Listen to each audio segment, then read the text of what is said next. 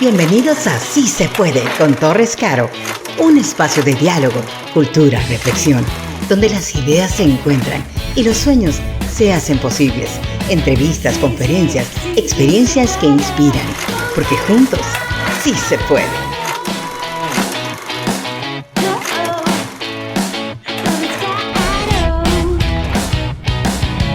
Sí se puede. Y por Millennial, Televisión Digital. Hola, ¿cómo están? Les doy la grata bienvenida al programa Sí se puede con Torres Caro. Estamos aquí en esta oportunidad para, hablar de cultura, hablar de deporte, hablar de todas esas cosas que ya no se habla en el Perú. Actividades culturales, por ejemplo. De manera que el día de hoy, en este programa, vamos a tener, como corresponde a un primer programa, a una personalidad del mundo de la lengua española.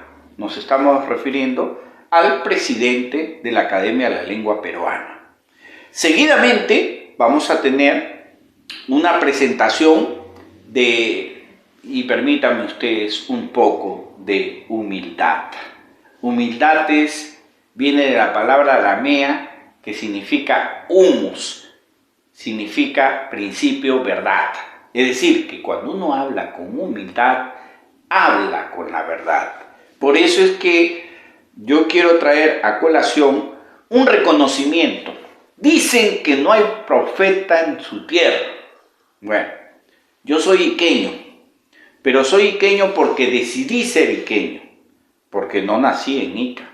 Pero como yo siempre les digo a mis amigos iqueños, un iqueño nace donde le da la gana.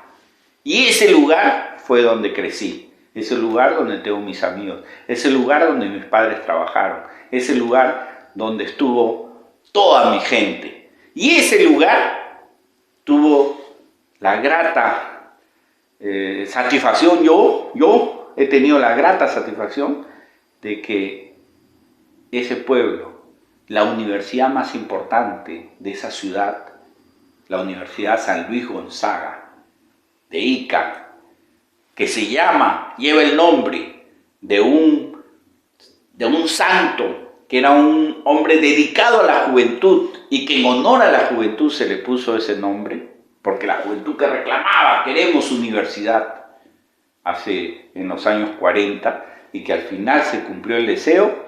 Pues bien, esa universidad ha dado el pase para que me hagan un reconocimiento que es el de doctor honoris causa, que dicho sea de paso, es el más alto reconocimiento que a un académico, a un profesional, una universidad le puede dar. Sí hay profeta en su tierra. Y finalmente vamos a tener en esta tercera parte, vamos a tener una conferencia, una charla que he tenido la oportunidad de brindar sobre el personaje más conocido de la historia universal, sobre Don Quijote y su creador, Cervantes. Es una conferencia magistral que espero yo, en pequeños extractos, pueda resumir la importancia de la obra, que es desde el punto de vista literario la más relevante e importante. Por eso, no te desprendas. Hay 3 espacios que te van a entretener. Quédate aquí y regresamos en unos instantes. ¿Sabías que solo 1 de cada 10 niños en las zonas rurales de Perú tienen acceso a Internet? La brecha digital está dejando atrás a miles de estudiantes, limitando su educación y futuro. Si realmente queremos avanzar como país, la educación debe ser una prioridad que tomemos con la mayor seriedad posible. No podemos permitir que colegios de provincias como Puno, Huancavelica y Ucayali sigan siendo las más afectadas. Pero, ¿y si te dijera que hay una solución para este problema? Te presento Chasqui Router, una plataforma innovadora que permite a miles de estudiantes acceder a toda la información educativa, y todo esto de manera gratuita. Con Chasqui-Router, los alumnos tienen acceso a una inmensa biblioteca virtual con material educativo multimedia, videos, simulaciones y hasta audiolibros. Chasqui-Router convierte lo imposible en posible, transformando un desafío tan grande como la desconexión en una oportunidad. Actualmente, Chasqui-Router está disponible en casi la mitad de las regiones del país. Pronto, todo el Perú estará conectado, para que todos podamos aprender y crecer de la misma manera. Además, Chasqui-Router es la propietaria del canal de señal abierta Millennial TV, que ofrece programas 100% educativos, contenido valioso sobre cultura, historia, talento, arte y música. En esta lucha por promover la educación, todos estamos juntos, todos somos Chasqui-Router. Bienvenidos a Sí se puede con Torres Caro, un espacio de diálogo, cultura, reflexión, donde las ideas se encuentran y los sueños se hacen posibles.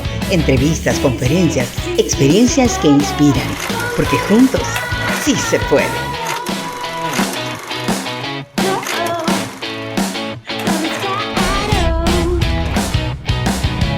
Sí se puede. Y por Millennial, televisión digital. Hola, ¿cómo están? Estamos aquí nuevamente en nuestro programa Sí se puede con Torres Caro.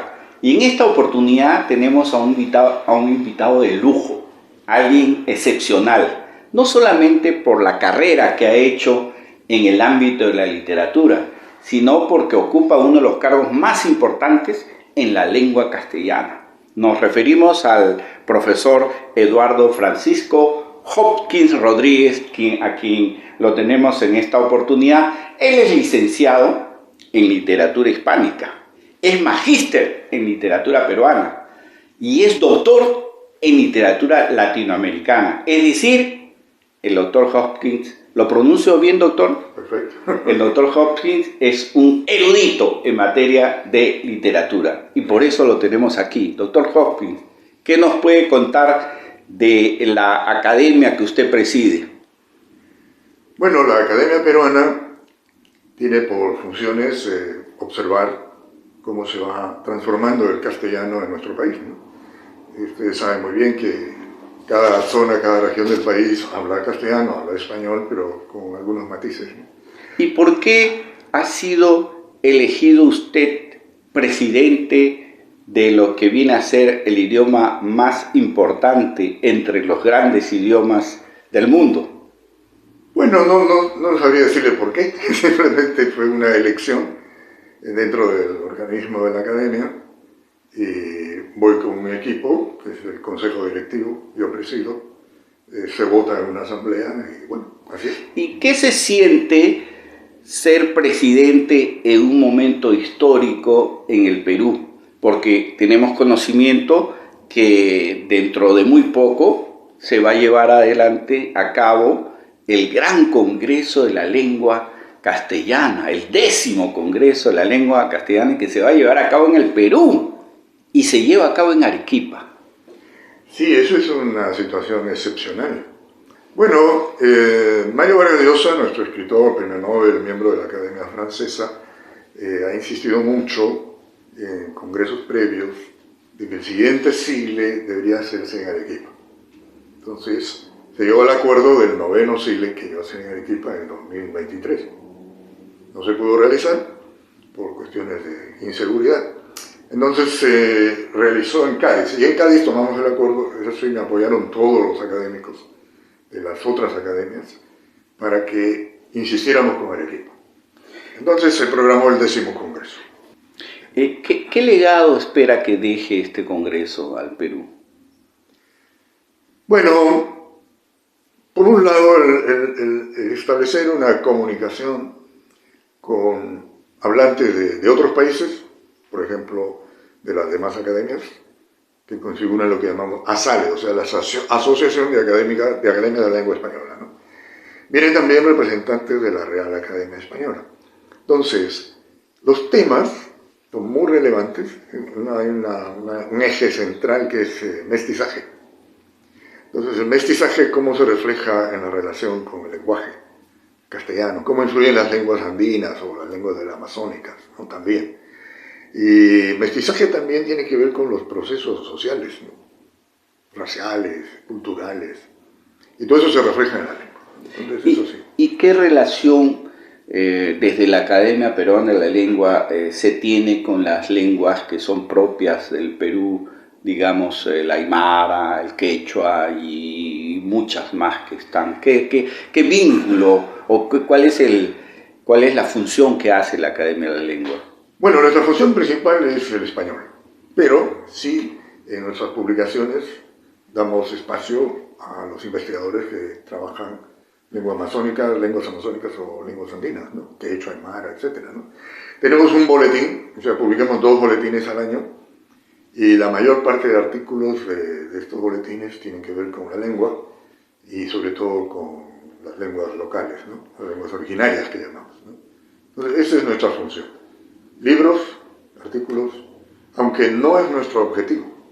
Lo que nos interesa es la lengua española. Pero el contexto nos señala que para entender mejor los procesos que ocurren en nuestro país, tenemos que saber bien cómo son, cómo opinan las otras lenguas.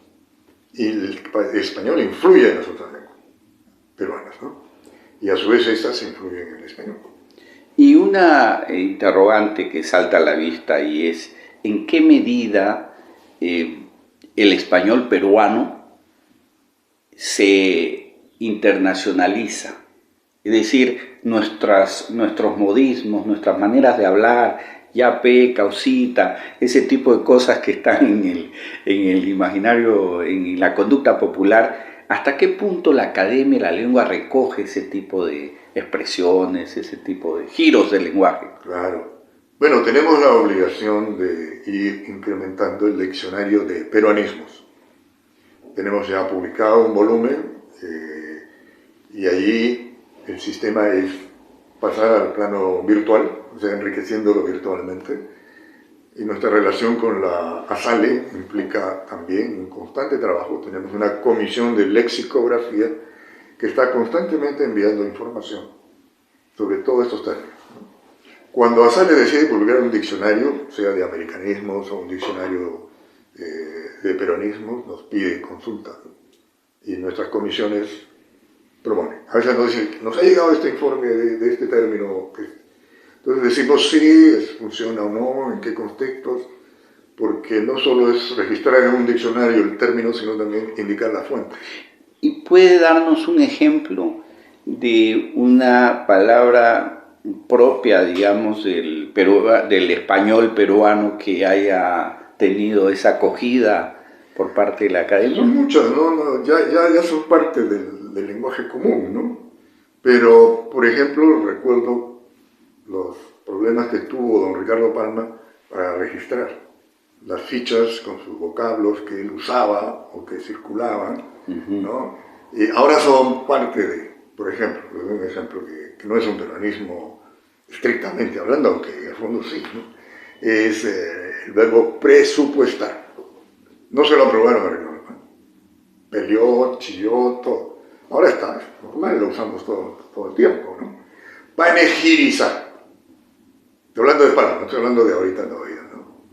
Y así van surgiendo los términos, cada escritor va metiendo sus piezas, digamos, lingüísticas, y tenemos los que usted ha mencionado, ¿no? Esas fórmulas de hablar de la vida cotidiana que sobre todo están circulando mucho en internet, ¿no? Sí. En todas las redes sociales. Sí, precisamente a eso iba. ¿Qué pasa con el lenguaje que de alguna manera en estos tiempos, a través de los medios, las redes de comunicación, se va abreviando? Al punto en que ya aparecen hasta memes, ya ni siquiera la comunicación se reduce. ¿Esto afecta de alguna manera a la lengua española? Sí, bueno, pero para eso están las academias, para decir eso no. Eso no. También el uso común, el uso vulgar en las redes, incluso en la prensa, pero eso deforma el sistema de la lengua. Entonces, hay que tener cuidado. Yo tuve la oportunidad de tener una conversación con Marta Hildebrand, que usted debe de haberla conocido. Fuimos vecinos de Curul cuando estábamos en el Parlamento, claro. Y ella me comentaba y me decía que la lengua propiamente se aprende en la casa. O sea, la lengua fina, la lengua culta. ¿Es así? Bueno, es donde el niño aprende a hablar es en su casa, no en el colegio. Y hablar bien, ¿dónde se aprende? Bueno, si los padres hablan bien, los niños hablarán bien. Luego viene la segunda instancia. En la escuela, si hay defectos de origen, la escuela va arreglando, va corrigiendo. Y el uso. Lo más importante es la educación que van a recibir ya en la escuela, ¿no? ¿Y qué significa entonces como mensaje? ¿Qué podemos decirle a las familias para que preserven este español limpio, culto? ¿Qué podemos hacer? ¿El gobierno, las autoridades? ¿Quién tiene que encargarse? ¿Solo la academia sola es la que se ocupa de esto? No, todos. Tienen que comenzar los padres de su responsabilidad, los profesores en los colegios. Por supuesto, el gobierno es responsable, ¿no? Han salido varias leyes que tienen que ver con este tema, de, por ejemplo, lenguaje inclusivo. Entonces ya los organismos públicos tuvieron una etapa de manejarse inclinados en esa línea. Ahora más bien la tendencia es, eso malogra el sistema de la lengua. Precisamente con el tema del lenguaje inclusivo es que vamos a formular algunas preguntas y vamos a regresar en unos instantes con nuestro ilustre invitado.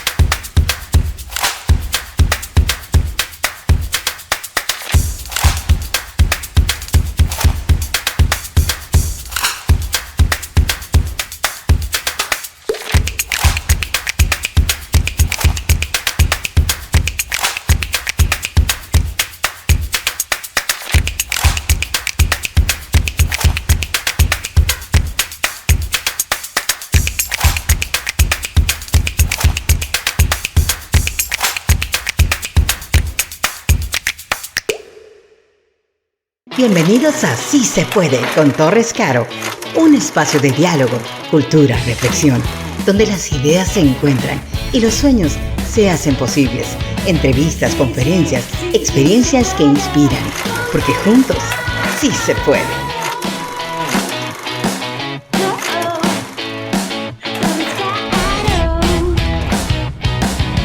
Sí se puede. Y por Millennial, Televisión Digital. Hola, continuamos en nuestro programa Sí se puede con Torres Caro y estamos aquí en presencia de uno de los grandes personajes de nuestro país, que es el presidente de la Academia de la Lengua Peruana, nada más y nada menos. Y en esta oportunidad yo quería continuar con el tema del lenguaje inclusivo, ese lenguaje que se dice presidenta cuando se debe decir presidente. Que se dice, que se utilizan estos cambios que muchas veces tienen que ver este lenguaje inclusivo quizás con un sector minoritario que quiere imponer un tipo de manera de hablar. ¿Cuál es la razón? ¿Qué cree usted, presidente? No, la razón es complicada, la razón es puramente ideológica, promover ciertas ideas.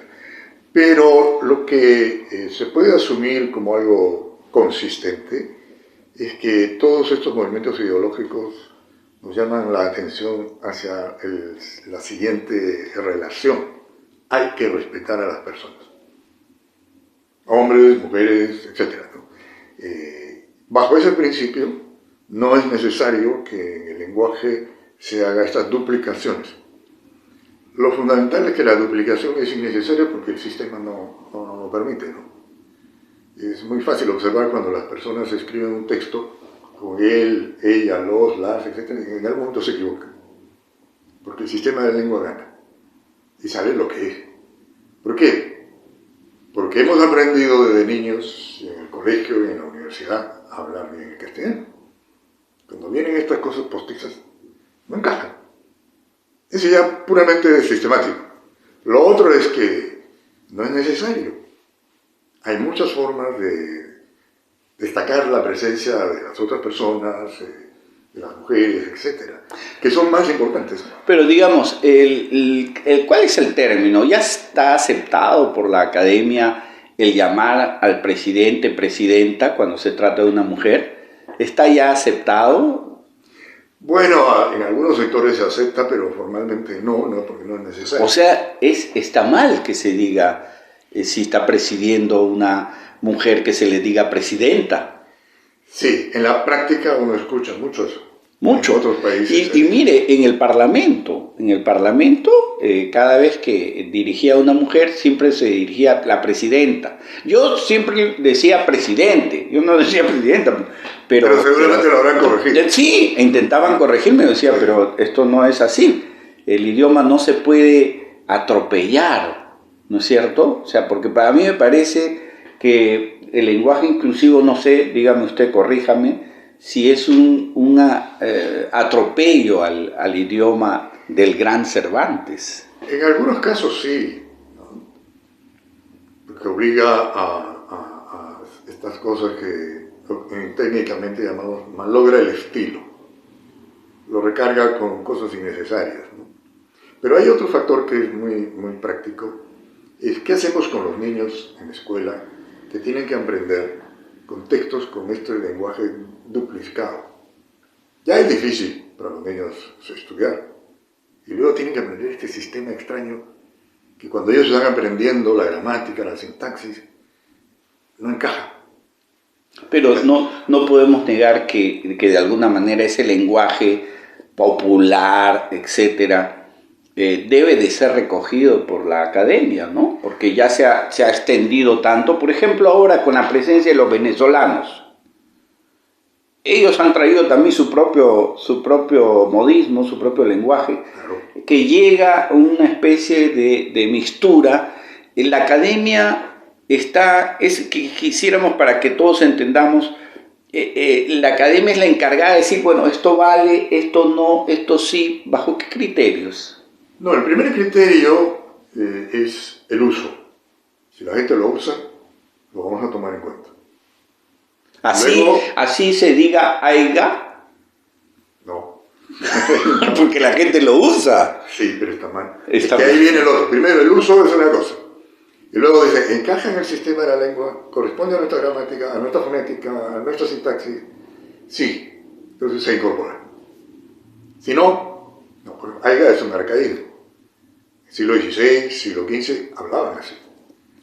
¿Quiénes? Los españoles. Los españoles, pero no los castizos, los castellanos. No. Era parte de la lengua. Era Luego parte. eso se va abandonando porque el proceso de la lengua es de perfeccionamiento, ¿no? Sin embargo, y aquí quiero traer a colación, yo he tenido la oportunidad, presidente, de investigar un tema literario que es la obra, en mi opinión, la obra más importante en la historia de la literatura, no solo española, sino mundial, que es precisamente Don Quijote, que es un libro que he terminado y que en esta oportunidad vamos a obsequiarle a usted esta edición. Y es porque Don Quijote, de alguna manera los españoles dicen que es la lengua de Cervantes, ¿no? El español. Bueno, El español es la lengua de Cervantes. si basta contabilizar, son más de 15.000 palabras que él usa. Entonces ya eso es una base enorme. Y además lo usa con mucho gusto, con mucho ingenio. Pero pasa el tiempo, la historia influye. No podemos hablar como hablaba Cervantes. Claro, obviamente, ¿no? Claro. Los modismos. Sin embargo, usted habrá reparado un detalle aquí en este título, que el Quijote con X y no con J, porque se escribe con J. Sin embargo, yo, por una especie de dedicatoria a la versión del nombre original, porque el nombre original era con X, porque en esa época no había J, ¿no? Recién es a partir del siglo XVIII, finales, que aparece la J, es que quise rendir homenaje y poner en el título Claro, la es X. importante. ¿Eso es admisible? Sí. ¿Es admisible o estoy haciendo un arcaísmo? Está bien. Miren, los expertos en el Quijote, como usted, etcétera, llegan a constatar que cada cierto tiempo hay que actualizar la lengua para las nuevas personas. Claro, lo ideal para usted como para mí, que somos lectores, expertos, conocemos, es leer el original, ¿no? Pero el público en general choca un poco con este lenguaje. No les olvida, hay muchos arcaicos, ¿no? Mire, yo he recorrido ya varias presentaciones, estaba en el Congreso de la República, estaba en el Centro Español, en la Feria del Libro, precisamente presentando Cervantes y Don Quijote. Y yo me sorprendo de algo siempre, que todo el mundo sabe sobre Don Quijote, todo el mundo sabe, pero el 99% no ha leído el Quijote. Exacto. Entonces, ¿qué quiere decir esto? ¿Que tenemos un problema de lectura? ¿Usted cree? Mire, no es fácil, ¿eh? Yo he dictado cursos sobre narrativa del siglo de oro, especialidad, etcétera, y era difícil lograr que leyeran completo el Quijote. Para mí era un escándalo, pero bueno, ¿qué voy a hacer? Y es impresionante porque el Quijote, en la versión, digamos, ya de la Real Academia Española, hay una edición muy buena del Quijote que es con todas las academias de la lengua. Sí. En esa edición, que es un placer, o sea, en el año 2002, cuando seleccionaron las 100 obras más brillantes de la humanidad, el Quijote lo pusieron en el pedestal más alto. Claro que sí. ¿Por qué? Porque es uno de los libros más influyentes de la literatura, más divertidos, más brillantes. O sea, leer el Quijote es una belleza. ¿O me equivoco? No, en absoluto. Totalmente de acuerdo. Pero en términos prácticos, lo que sucede es lo siguiente, lo sé por mi experiencia familiar, etcétera, ¿no? Un niño en primaria le van a leer el Quijote, no puede. Entonces le da una selección, ¿no? Un resumen, o algún capítulo, o parte de un capítulo, y ahí se ve que es necesario aclarar el lenguaje. El lenguaje de fines del siglo XVI. Claro, XVII, pero digamos, ¿usted cree que, porque estamos hablando ya el aprobado por la Real Academia, por las Academias de la Lengua, es claro, esa versión, claro, digamos, es una versión difícil, por cierto, para quien no tiene capacidad de lectura, ¿no? De eso estamos claros, pero hay especialistas que dicen que hacer estas adaptaciones del Quijote es una ofensa tremenda a Cervantes. No, en absoluto. En realidad lo he visto yo con otros textos importantes. Para el lector común, incluso el lector educado, es un poco duro. Sí. Entonces se necesita una versión. Por eso le digo, el cliché que funciona es cada 50 años tenemos que traducir el Quijote. O sea, al castellano actual. Esta edición que menciona de Asalio, bueno, en 50 años más habrá que hacer una nueva. Habrá que hacer una nueva. Porque la lengua avanza, se distancia cada vez más. ¿No? Pero claro, las personas educadas leen el original, ¿no? Es como leer a Shakespeare, ¿no? Claro. Es difícil ese inglés. Claro. ¿No? Entonces, son de la misma época. Claro. Murieron en la misma fecha, mueren, y por eso es el día del libro, ¿no? Claro que uno murió de acuerdo al calendario juliano y el otro al calendario gregoriano, que se diferenciaban en 9 días.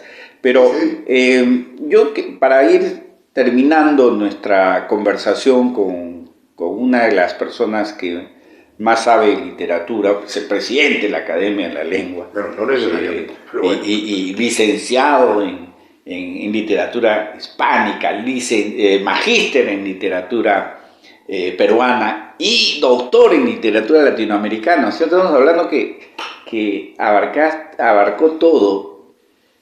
¿Por qué? ¿Por qué esa pasión por la literatura? Bueno, en el sistema de ingreso de mi época, uno, de acuerdo al puntaje que tenía, podía escoger distintas especialidades dentro del área de letras. A mí me tocaba la más difícil, que era Derecho. Todo el mundo me empujaba por ahí. Pero a mí me interesaba la literatura. Me interesaba la crítica, la teoría literaria. He escrito libros sobre teoría literaria también, ¿no? Ahí quería preguntarle, para ir cerrando nuestro tema, si tuviéramos que preguntarle cuál es la mejor obra literaria peruana, ¿qué nos diría? Es difícil porque depende de las épocas. Para algunos podríamos hablar de la Casa Verde de don Mario Vargas Llosa, ¿no? Otros sobre Mario Vargas Llosa dirían, no, mejor es conversación en la catedral. Etc. Pero un poco morbosa la Casa Verde, ¿no? Bueno, son los temas de don Mario, ¿no? De don Mario. Gustaba mucho. ¿Y conversación en la catedral? También extraordinaria. ¿Y por qué no José María Arguedas? Ahí viene el segundo paso. Arguedas es de primera, también. Y si vamos hacia atrás, tenemos... Porque Vargas Llosa le tenía un celo tremendo, ¿no? Cuando decían que el mejor escritor peruano, José María Arguedas, y él decía, no puede ser. Bueno, no son rivalidades reales, ¿no? A veces los crean los lectores, como los que oponen a Ribeiro, a Mario Vargas Llosa. A Mario Vargas Llosa, claro. A esos seguidores, ¿no? Pero si vamos un poco atrás, tiene que ser Garcilaso. Ya. Ahí no hay nada que hacer. ¿Algún consejo a todos los que nos están escuchando y viendo qué libro se tiene que leer de la literatura mundial? Ya sabemos que Cervantes, Don Quijote, pero de la literatura peruana, denos 3 libros. Si solo pudiera leer 3 libros. Es un poco difícil, pero obviamente Los ríos profundos, ¿no? De Arguedas. Ríos profundos. El mundo es ancho y ajeno. El mundo es ancho y ajeno, No se lee, José María Arguedas. Y debería leerse, ¿no? ¿Ya? Bueno, de Vargas Llosa.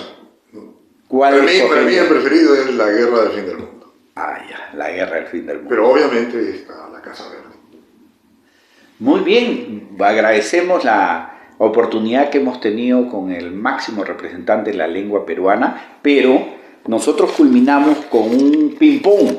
Yo le voy a dar una palabra y usted me va a decir que su opinión también como un ping-pong. Lengua. Fundamental para el ser humano. Juventud. Hay que defenderla. Tecnología. No la podemos evitar. Expresidente Castillo. Mejor no hablar de eso. Hispanidad. Es el futuro. Dina Boluarte. Que tenga suerte. Poder. Es lo que todos persiguen y es lo más detestable. Libertad. Valor fundamental, universal. Arequipa. Maravillosa ciudad. Buena comida, buena gente. Perú. País maravilloso.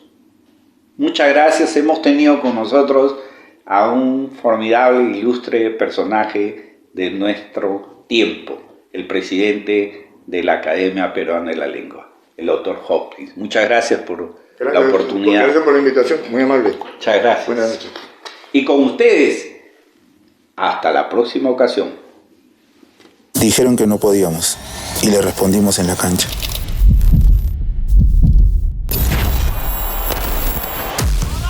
Dijeron que no podíamos ponernos el equipo al hombro. Dijeron que no podíamos llegar tan lejos. Y dijeron que no podíamos hacer historia. Pero la hicimos y ahora es tiempo de contar una nueva historia. Y como las mejores historias y partidos, no la jugamos solos. Y estamos llegando a donde comenzará todo. Esta historia se juega en equipo y se ganará por goleada. Atrévete a crear tu historia. Vitel, tecnología para todos. TV para todos, 100% gratis, en un solo lugar. TV 360, canales de todo el país, series peruanas, series coreanas, series internacionales, películas para todos los gustos y lo mejor de todo, con megas ilimitados. Descarga TV 360 ahora en tu plataforma favorita.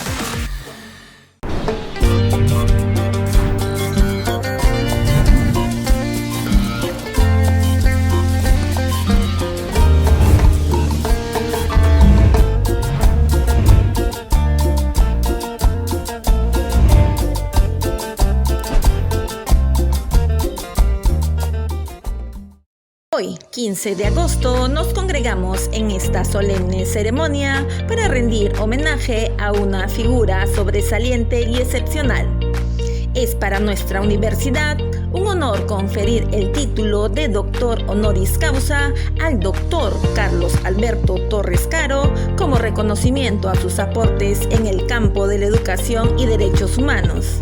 La ceremonia fue presidida por el rector, Dr. Dante Fermín Calderón Guamaní, acompañado del vicerrector académico, Dr. José Ernesto Rojas Campos, la vicerrectora de investigación, Dra. Cecilia Paquita Uribe Quirós, y el director de la Escuela de Posgrado, Dr. Mario Gustavo Reyes Mejía.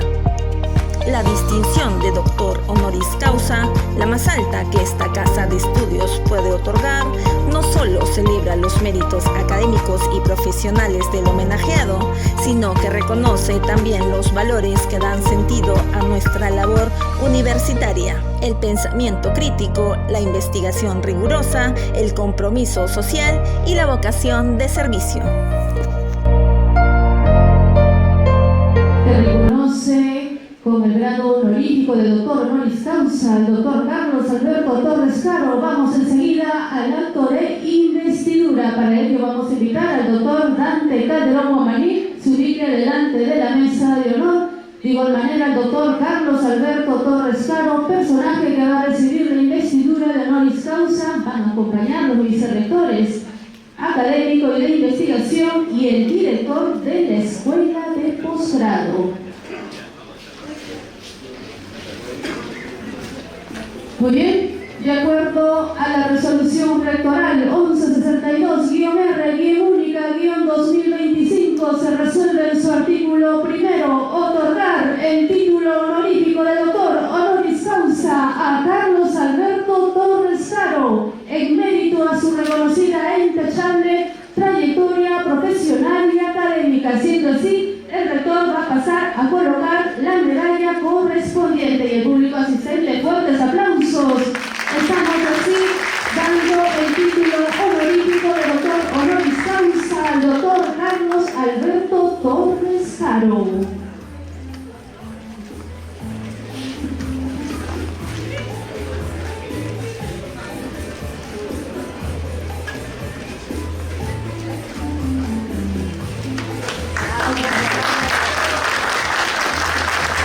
Muy bien, a continuación se le va a hacer entrega de la resolución y el diploma que acredita que se le ha hecho entrega del grado honorífico de doctor honoris causa al doctor Carlos Alberto Torres Caro.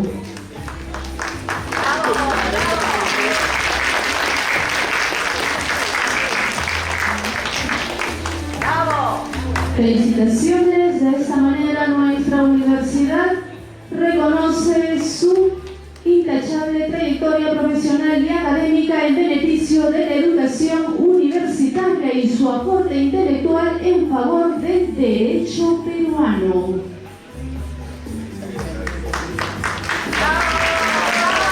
Bienvenidos a Sí se puede con Torres Caro, un espacio de diálogo, cultura, reflexión, donde las ideas se encuentran y los sueños se hacen posibles. Entrevistas, conferencias, experiencias que inspiran, porque juntos sí se puede.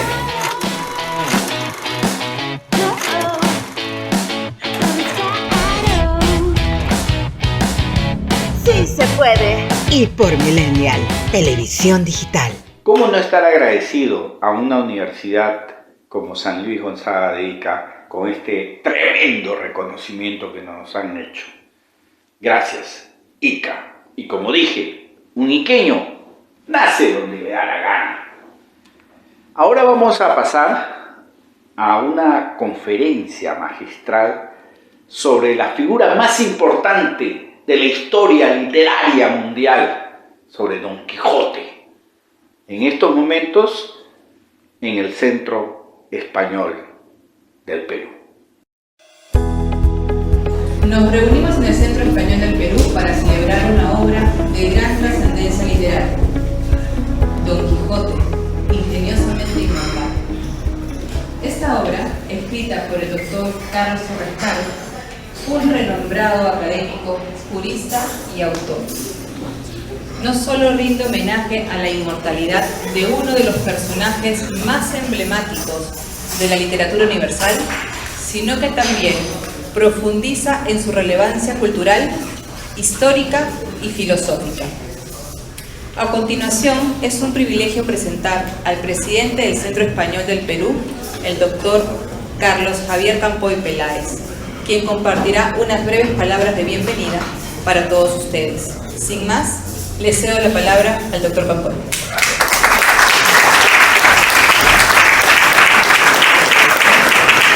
Muchas gracias. Buenas tardes, bienvenidos a todos. Como creo que la conferencia de hoy va a ser un poco larga, y va a ser súper breve. Simplemente recordarles que aquí es la casa de todos. Desde que estamos aquí queremos que esto sea un centro de acogida cultural, de acogida en todo sentido, absolutamente global, con las puertas abiertas para todos. Así que siéntanse en su casa y a partir de ahora ya saben dónde pueden venir. Y cualquier inquietud que tengan, cualquier idea que se les ocurra de aspecto cultural o cualquier otro tipo, que sepan que tienen las puertas abiertas y que esta es su casa. Sin más, les cedo la palabra aquí, que creo que va a ser una conferencia realmente magistral, a amigo y tocayo, Carlos Torres Caro, que sin duda vamos a tener un punto de vista bastante peculiar del Quijote, que va más allá de lo que generalmente todos sabemos y conocemos. Carlos, cuando quieras, un placer.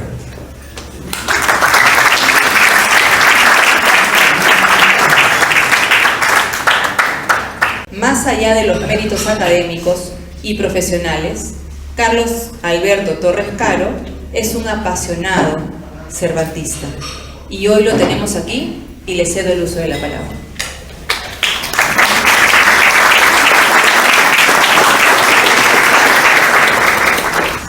Nos dice Cervantes que entre los pecados mayores que los hombres cometen, aunque algunos dicen que es la soberbia, yo digo que es el desagradecimiento, atendiéndome a lo que suele decirse, que de los desagradecidos está lleno el infierno. Este pecado, en cuanto me ha sido posible, he procurado yo huir desde el instante que tuve uso de razón. Y si no puedo pagar las buenas obras que me hacen con otras obras, pongo en su lugar los deseos de hacerlas, y cuando estos no bastan, las publico, porque quien dice y publica las buenas obras que recibe, también las recompensará con otras. De manera que quiero empezar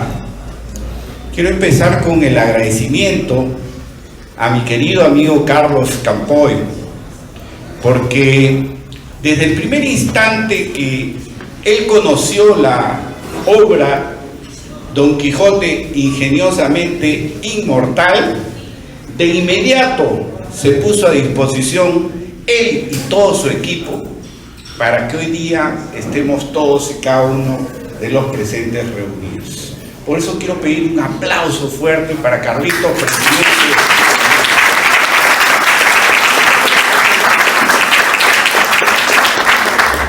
Y claro, a todo su equipo también.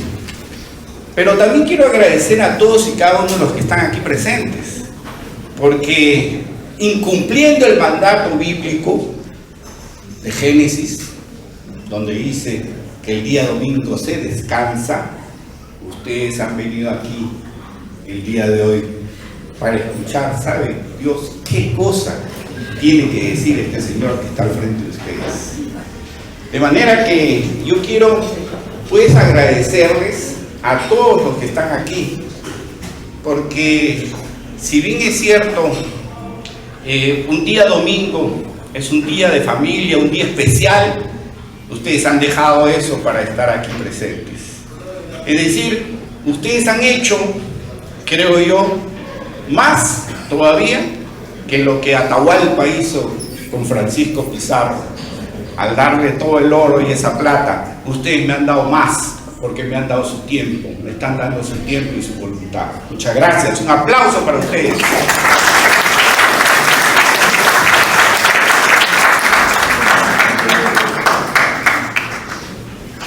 En primero Eclesiastés, Salomón expresa una frase impecable referida a la vanidad.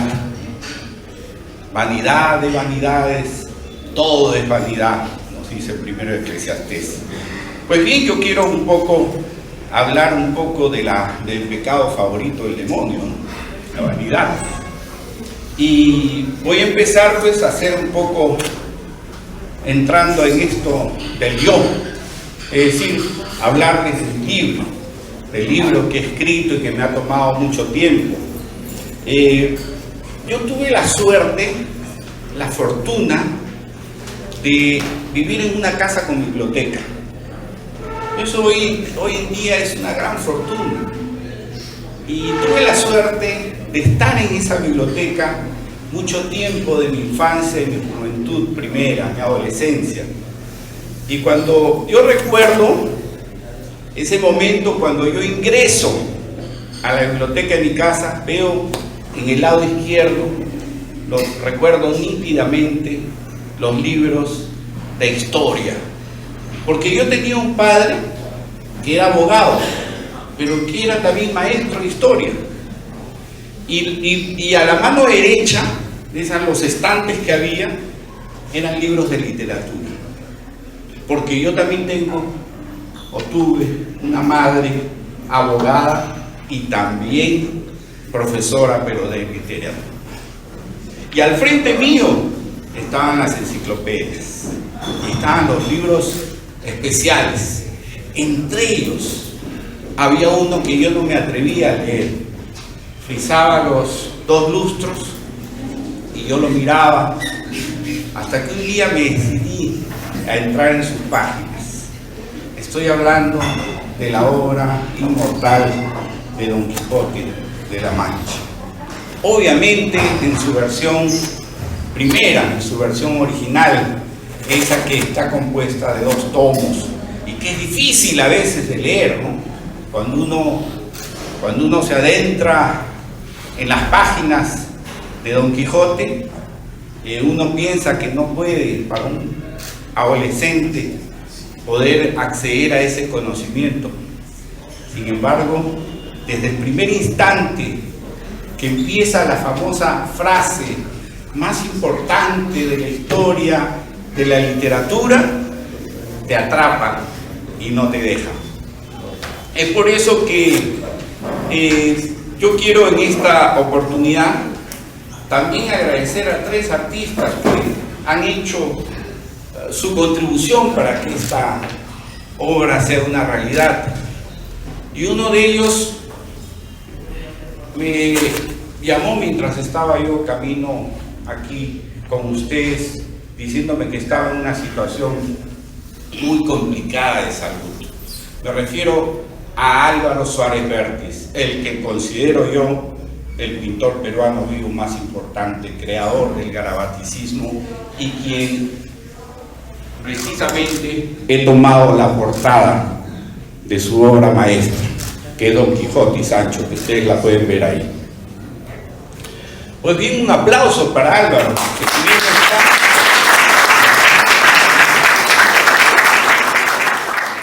Gustavo, mi compañero de estudios, actual presidente del Parlamento Andino, está ahí alejado, lo que pasa es que quiere escapar.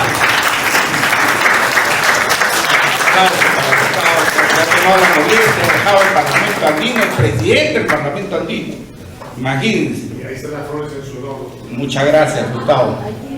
Mi compañero de universidad. La idea del libro del señor Carlos Torres representa para mí una joya. No soy honesto en decirlo. Mira, yo soy el escultor que trabajo todo lo que hace textura metálica. Y para mí es una gran oportunidad que tengo, ya que muy poco he leído los libros del Quijote, pero con esta edición que tiene el señor Torres Caro, va a ser algo como una joya para mí, para empaparme en la historia del Quijote, que muy pocas veces he ojeado los libros. Le agradezco al doctor por haberme tomado en cuenta y que esté en esta presentación, porque yo estoy en este momento en la mayoría de libros, están mis esculturas de Mario Torres Sánchez, todas las esculturas de fierro de chatarra. Gracias. Extraordinaria presentación.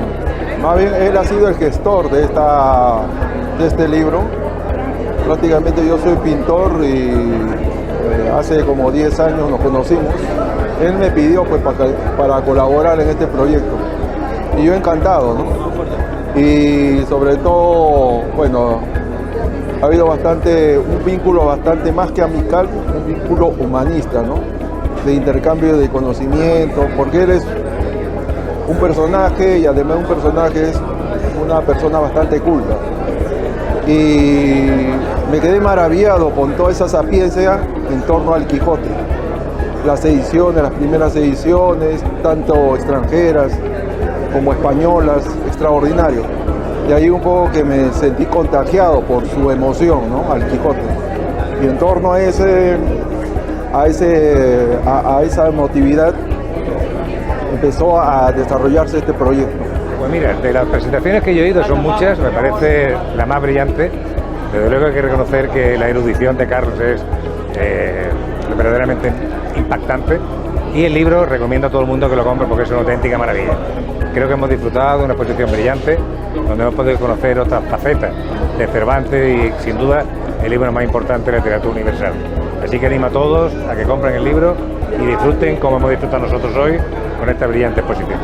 La presentación sobre el libro fue extraordinaria, didáctica, clara, concisa y sobre todo explicó el marco histórico en el cual se desarrolla Cervantes, cómo nace él, cómo crece, todos los acontecimientos en Europa y dentro de eso cómo es la obra del Quijote, que es una obra literaria, no es una obra solamente de caballería, sino abarca inclusive el teatro, todos los géneros prácticamente.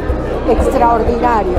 Una maravillosa obra reeditada por el doctor Carlos Torres Caro, que refleja uno de los más grandes éxitos de la literatura universal, que es el Quijote.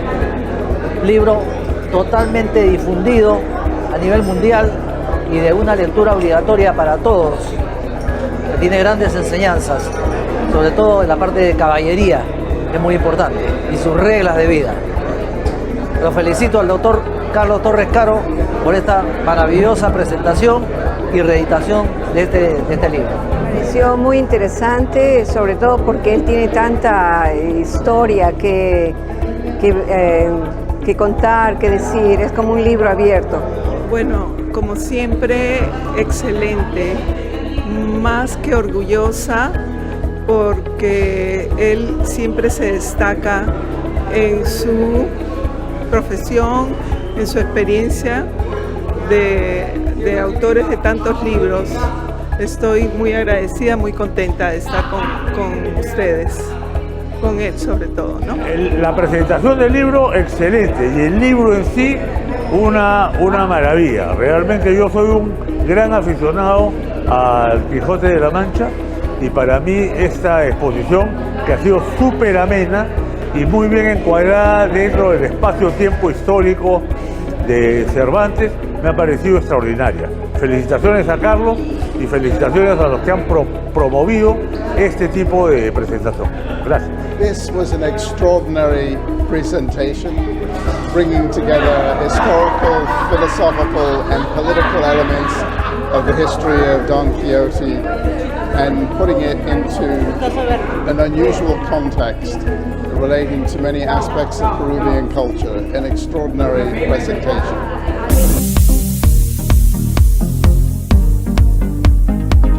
Hoy vamos a entrar de lleno en el fascinante mundo de las pantallas LED de publicidad y descubrir por qué están siendo consideradas como el futuro de la publicidad exterior. Quédate hasta el final, porque esto te va a interesar.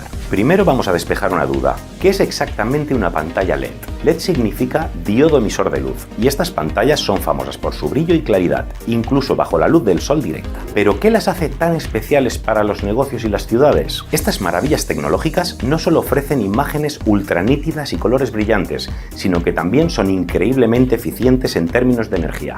Esto significa que pueden permanecer encendidas todo el día y toda la noche sin que sufras con la factura de la luz, a diferencia de las pantallas convencionales. Desde los enormes espectáculos de luces de Times Square hasta las instalaciones más discretas en comercios locales, las pantallas LED han revolucionado la forma en que los negocios captan nuestra atención. Pero la idea no es que captes solo la atención. El verdadero propósito de instalar pantallas LED de publicidad va estrechamente relacionado con aumentar tus ventas. Miles de negocios ya están utilizando estas soluciones innovadoras para promocionar sus productos de manera efectiva. Y hoy te voy a mostrar cómo puedes hacer lo mismo. Ya sea en el interior o en el exterior de tu local, estas pantallas te ayudan a comunicar correctamente tus productos y servicios, convirtiéndote en el centro de todas las miradas. ¿Te preocupa no tener espacio?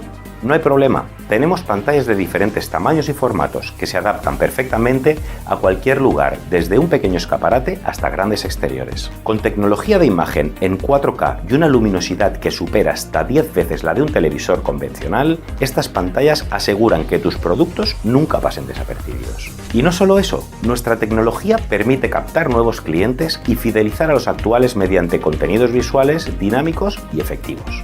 Ofrecemos desde pantallas de interior perfectas para promocionar ventas cruzadas y aumentar el ticket medio hasta pantallas de exterior ideales para atraer la atención en cualquier condición climática. Y si tu negocio está orientado hacia el sol, tenemos pantallas de escaparate especialmente diseñadas para ofrecer la máxima visibilidad. Además, entendemos que cada negocio es único, por eso ofrecemos soluciones personalizadas que incluyen desde la gestión básica de contenidos hasta paquetes completos donde nos encargamos de todo, desde la instalación hasta la creación y gestión de contenidos creativos diseñados especialmente para captar la atención de tu público objetivo. Tenemos un equipo de profesionales preparados para proporcionarte los diseños más llamativos que más impacto generen en tus pantallas. No solo instalamos dispositivos especiales para publicidad, sino que te ayudamos a sacarle el máximo partido. ¿Quieres conocer más sobre cómo nuestras pantallas LED pueden transformar tu negocio? No dudes en contactarnos para más información y para descubrir la mejor solución para tus necesidades. En la cajita de descripción encontrarás un enlace hacia nuestra web, donde podrás contactar directamente conmigo. Promociona tus productos, aumenta tus ventas y mejora la comunicación de tu negocio con nuestras pantallas LED.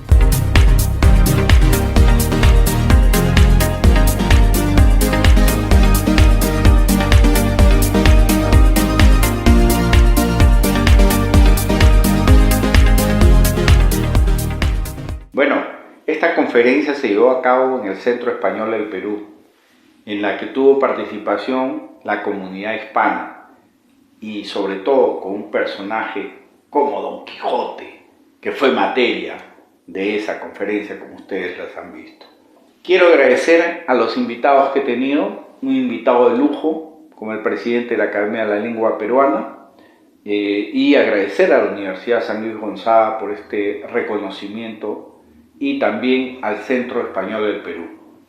Y con ustedes nos vemos en el próximo programa en Sí se puede con Torres Caro. Bienvenidos a Sí se puede con Torres Caro, un espacio de diálogo, cultura, reflexión, donde las ideas se encuentran y los sueños se hacen posibles. Entrevistas, conferencias, experiencias que inspiran, porque juntos sí se puede.